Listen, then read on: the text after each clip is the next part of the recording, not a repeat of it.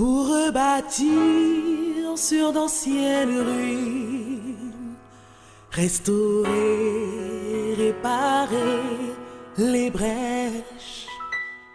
Telle est la vision du centre chrétien Grâce Académie.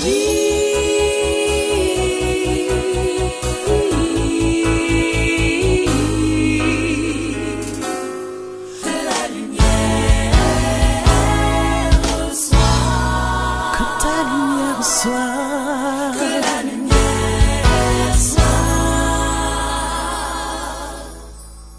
Grâce Académie.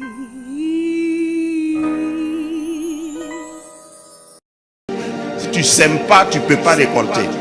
Il y a des gens qui voyagent par tout le monde pour chercher une prophétie. Déclare sur ma vie que je vais devenir prospère. Et puis on déclare et puis tu dis je reçois. Va semer. La meilleure prophétie pour changer ton avenir, c'est tes semences. Si tu ne sèmes pas, tu ne peux pas récolter.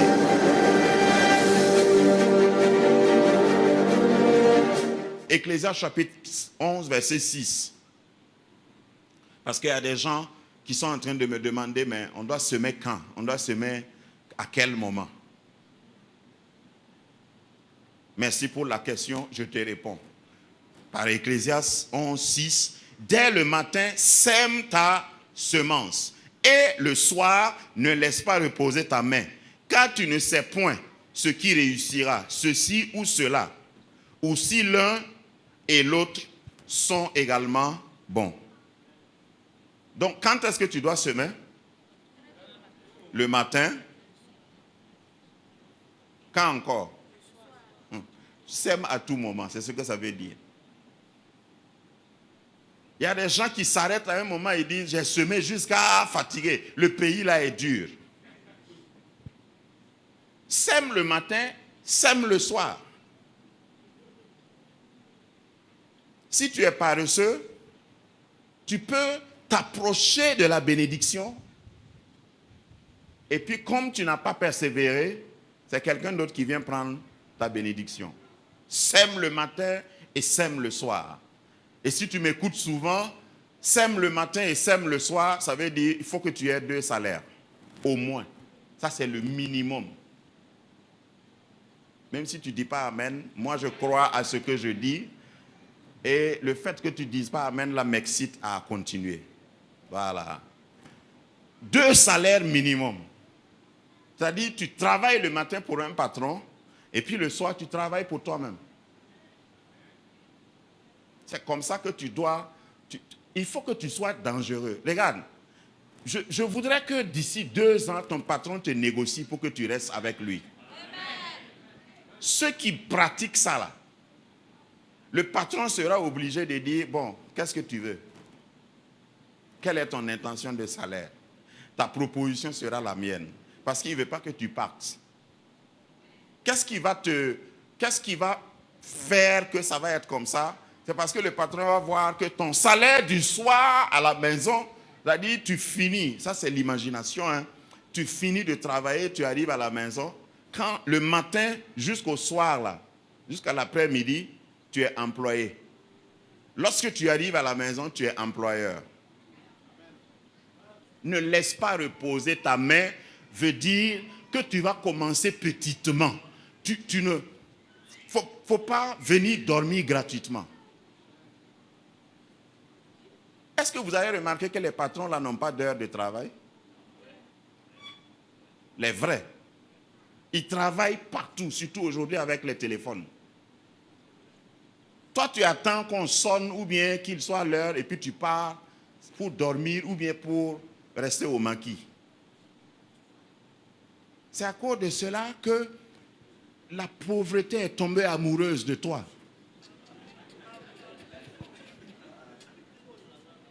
Pauvreté là, c'est une malédiction. Vous ne savez pas ça? Si tu es pauvre, tu ne peux pas te faire valoir.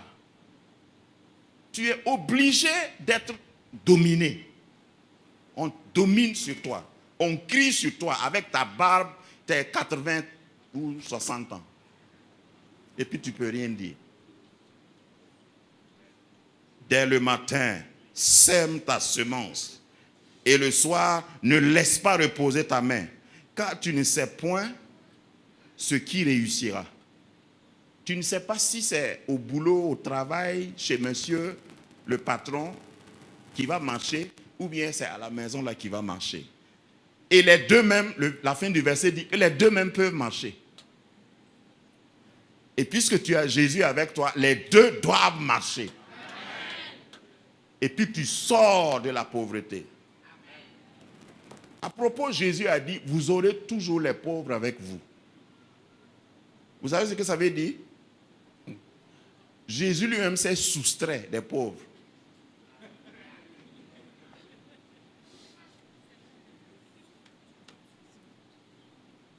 Jésus a dit, ne me classez pas parmi ne me classe pas parmi les pauvres.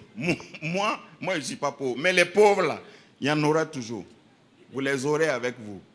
Des pauvres chrétiens pentecôtistes charismatiques. Vous avez remarqué ça? Ce n'est pas obligé que ce soit comme ça. Amen. Bon, de toute façon, Jésus n'était pas pauvre. Détrompe-toi, ceux qui t'ont dit que Jésus était pauvre. Est-ce qu'un pauvre a un trésorier? J'ai fait des recherches il n'y a pas longtemps. Vous vous souvenez qu'une fois, Jésus était à la maison et puis on est venu ouvrir le toit et descendre un paralytique. Voilà. Beaucoup d'étudiants de la Bible ont découvert que c'était la maison de Jésus.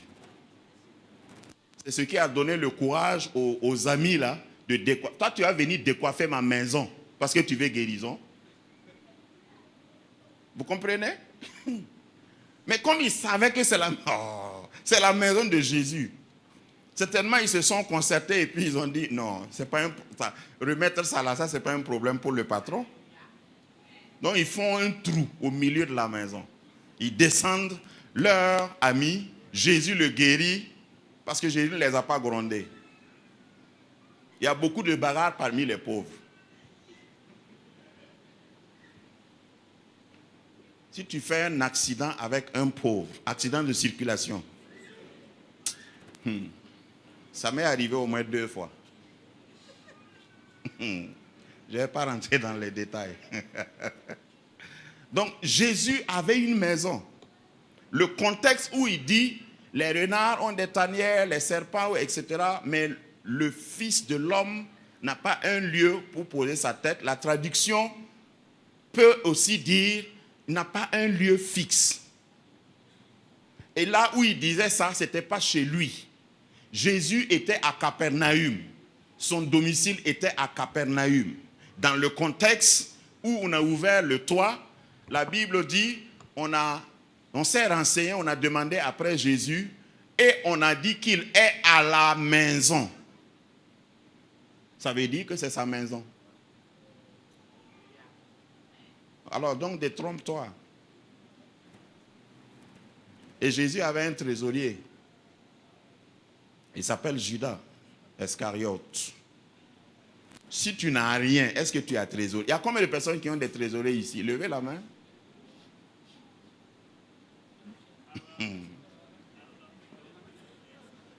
Est-ce que quelqu'un qui commence... Moi, je suis pasteur, hein?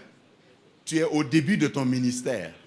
Tu es allé faire campagne à Wolokoto pour que les gens se convertissent. Et dès les premières conversions, tu dis, bon, nous allons asseoir le bureau, il me faut un trésorier. Tu as quoi? Non, si Jésus avait trésorier, c'est qu'il y avait un peu. Et moi, je sais qu'il y avait beaucoup. Parce qu'on dit que Judas volait.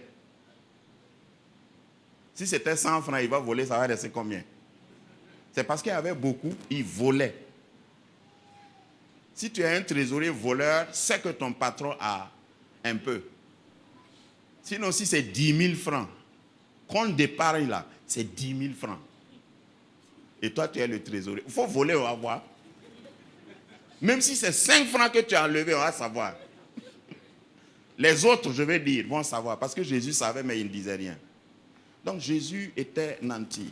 Si tu veux un autre exemple, un jour, Jésus voulait faire la Pâque. Il voulait célébrer la Pâque. Il envoie ses disciples en ville, louer une maison qui est en étage pour faire la fête. Quand tu viens à Ouaga, tu dors où? C'est-à-dire, tu quittes la province, là, tu viens à Ouaga. Parce que Jésus était entré à Jérusalem et il a loué pour faire la fête. Quand tu quittes Bobo, tu viens à Ouaga, tu appelles l'AICO pour dire, réservez-moi une chambre, je suis venu acheter banane plantain. Et ils étaient combien? Jésus et ses disciples étaient combien rapidement? 13. Ça veut dire que ce n'est pas entre couchés qu'ils ont loué. Tout ça, c'est des preuves. Mais la religion veut nous faire croire que Jésus était pauvre. Hein? Et il marchait avec des pauvres. Même les disciples n'étaient pas pauvres. Laisse-moi te dire ça. Voilà. Pierre, Jacques, Jean, c'était des pêcheurs et ils faisaient la pêche industrielle. Ils avaient leur propre bateau. C'était une famille de pêcheurs. Donc c'était des semeurs. Jésus n'a jamais, parmi ses disciples-là, n'a jamais recruté quelqu'un qui ne fait rien.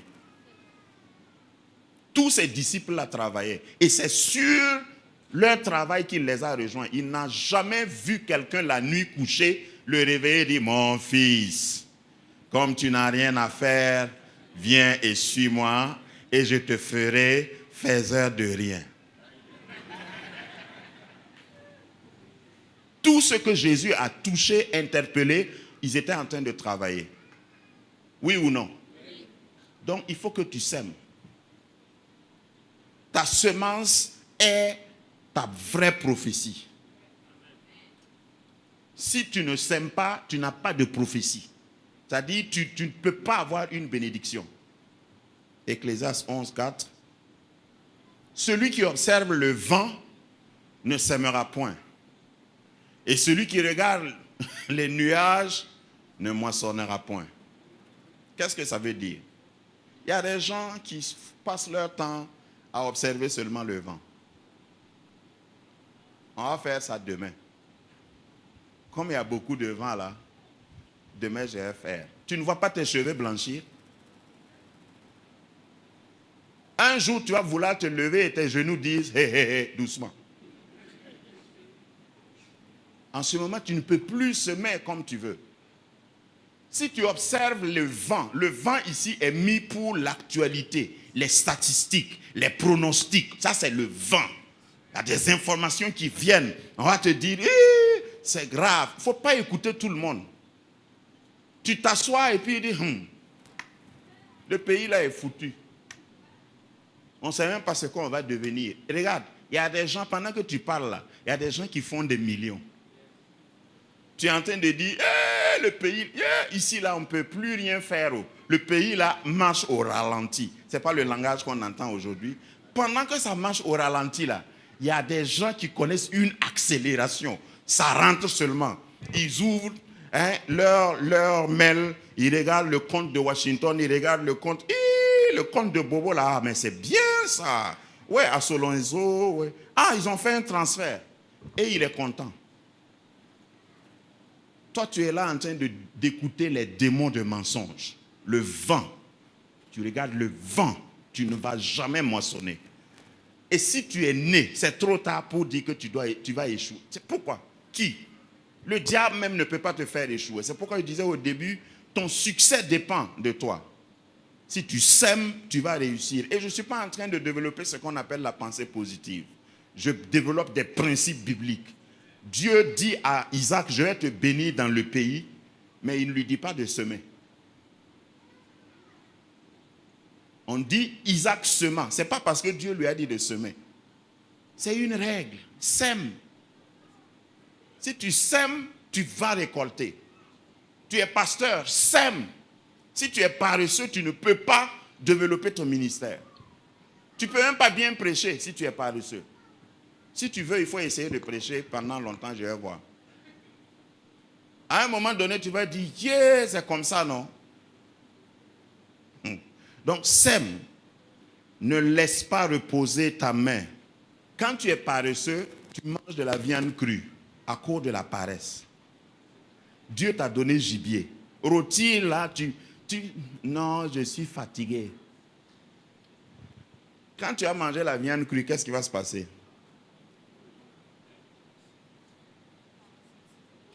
Tu manges de la viande crue. Ce que je veux dire ici, peut-être ça va choquer quelqu'un. Il y a certaines prières qui sont inutiles. Une perte de temps et d'énergie. Lorsque tu vas manger de la viande crue, qu'est-ce qui va se passer? Aidez-moi, vous me regardez comme ça. Man est la bonne. Je vous ai fait quoi? Tu ne sais pas ce qui va se passer quand tu manges viande crue. Il y en a qui ont mangé viande crue et qui fatiguent les pasteurs. Il faut prier pour moi, il faut toucher. Touche mon. C'est ici là. Le diable est un menteur. Toi-même, tu es un menteur. Rôtis ton gibier avant de manger. La paresse.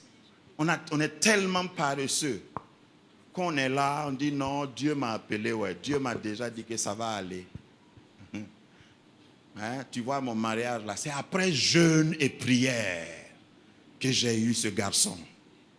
Alléluia.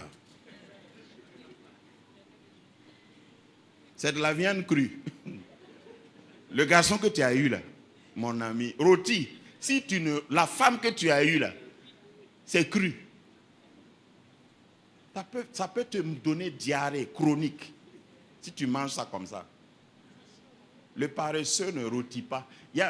Si tu veux, je peux aggraver.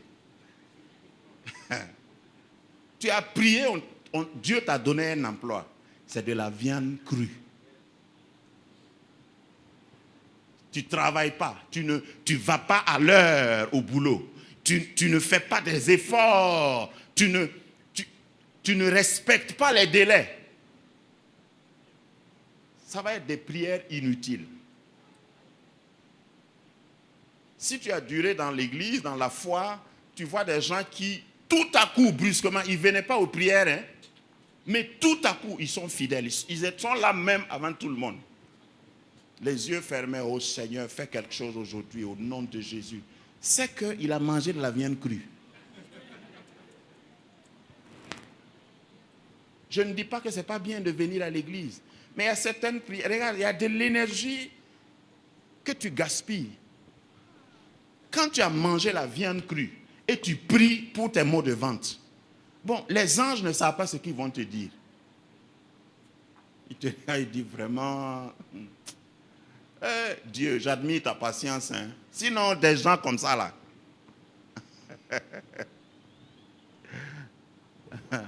Tu as eu le gibier, Dieu t'a donné le gibier, rôtis ça bien. Rôtis ça bien. Cuis. Développe. Travaille. Hein? Et maintenant, un crochet au talent. Le talent que tu as eu, le don que tu as eu là, c'est brut. Il faut raffiner ça. Il faut travailler ça. Dans chaque domaine, il y a des critères. Il y a ce qu'on appelle un standard. Si tu es couturier, coupe bien. Si tu es maçon, travaille bien. C'est ça, rôtir son gibier. Si tu es coiffeur ou coiffeuse, coiffe bien. N'endommage pas les têtes des gens.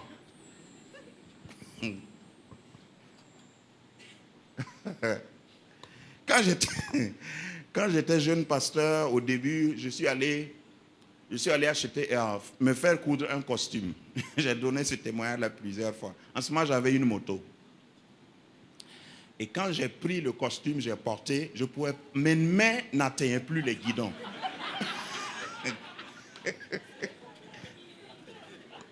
Est-ce que c'est un bon couturier? J'ai porté, hein, c'est ma taille, mais j'étais obligé de marcher comme ça. J'étais énervé, je partais à un mariage. J'étais énervé, je dis, comment ça? Et j'ai fait comme ça fait prrr. Tout ici là. C'est parti.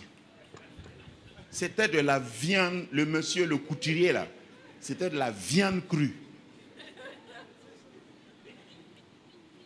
Si tu es mangeur de viande crue, on va toujours te cracher.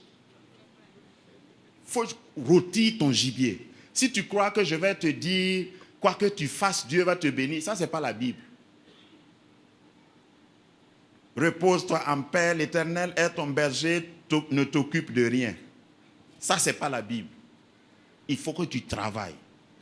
Dans ton foyer, là, il faut que tu travailles. Dans ton ministère, il faut que tu travailles. Dans ta profession, il faut que tu travailles. Force l'admiration de ton patron.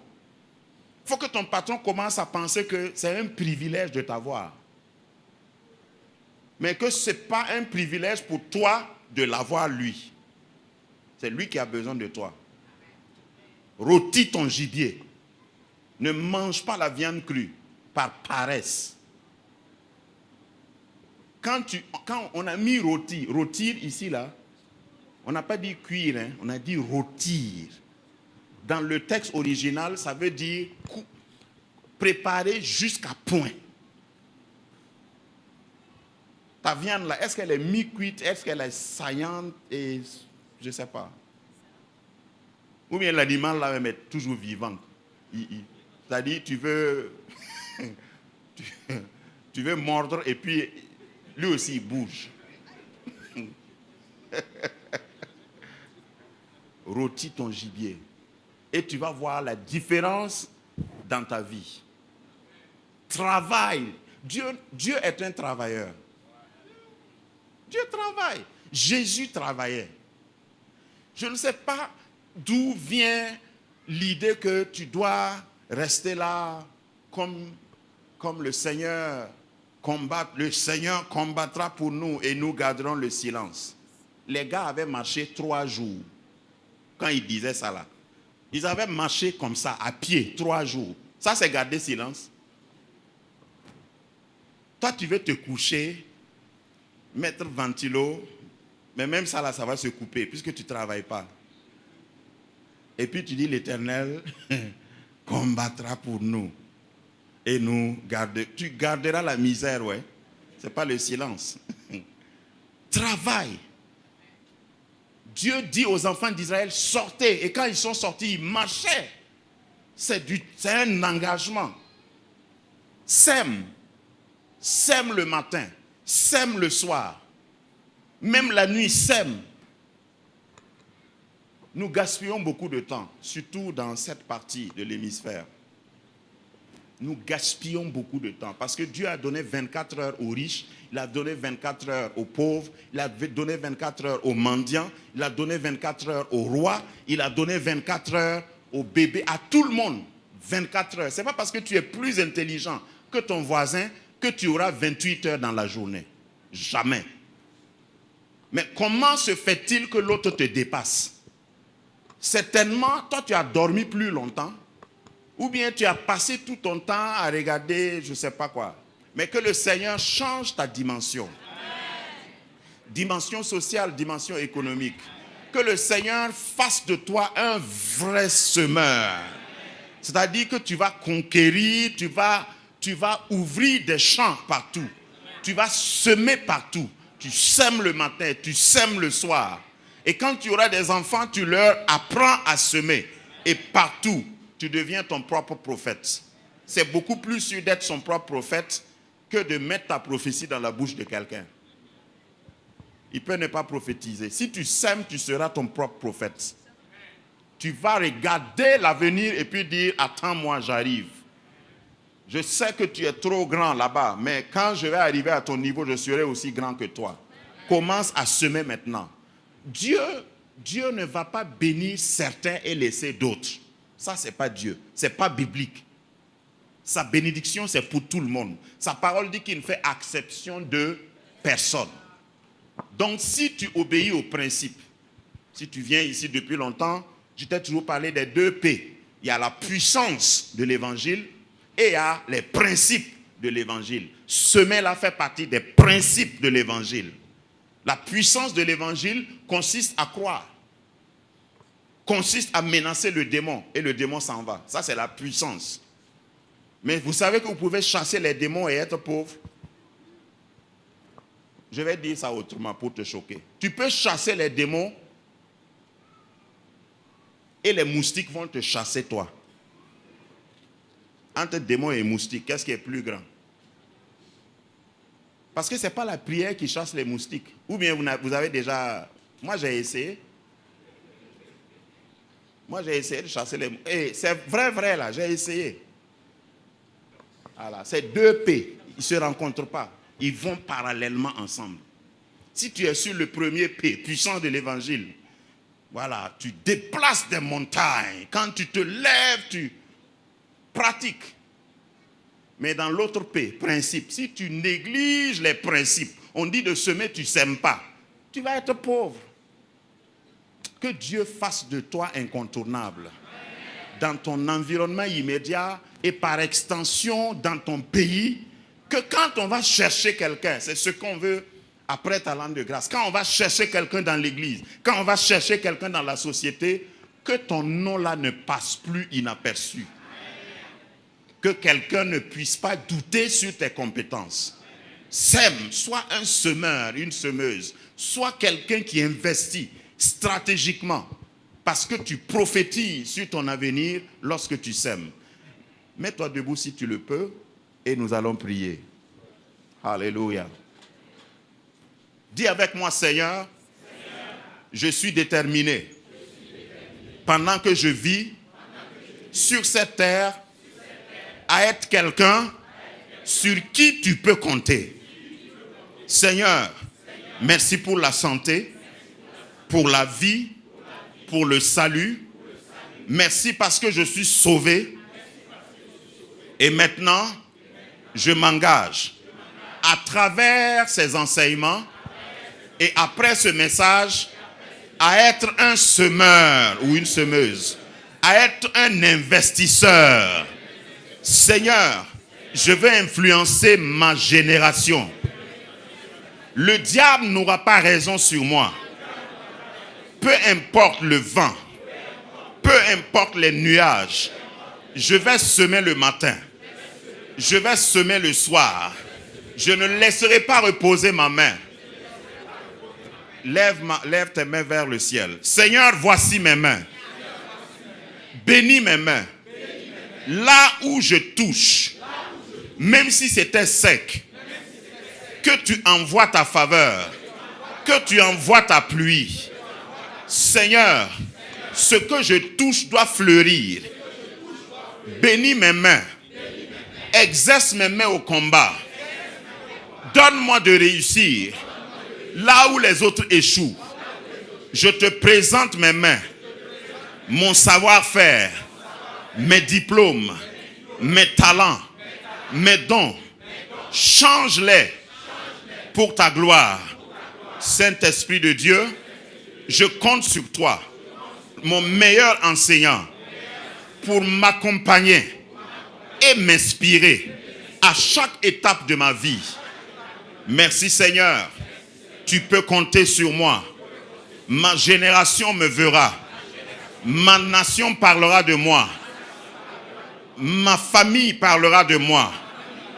Je ne serai pas un statistique, un sujet de raillerie. Je serai une exception dans mon clan, dans ma promotion, dans ma famille.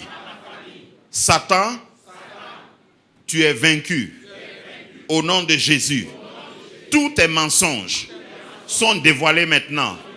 J'entre dans ma destinée glorieuse. Je moissonnerai ce que je vais semer parce que tu feras pleuvoir. Seigneur, merci pour cette pluie. Pluie de grâce, pluie d'abondance, pluie de faveur. Favorise-moi. Au nom de Jésus, Amen. Grâce Académie, rebâtir, restaurer, réparer, relever.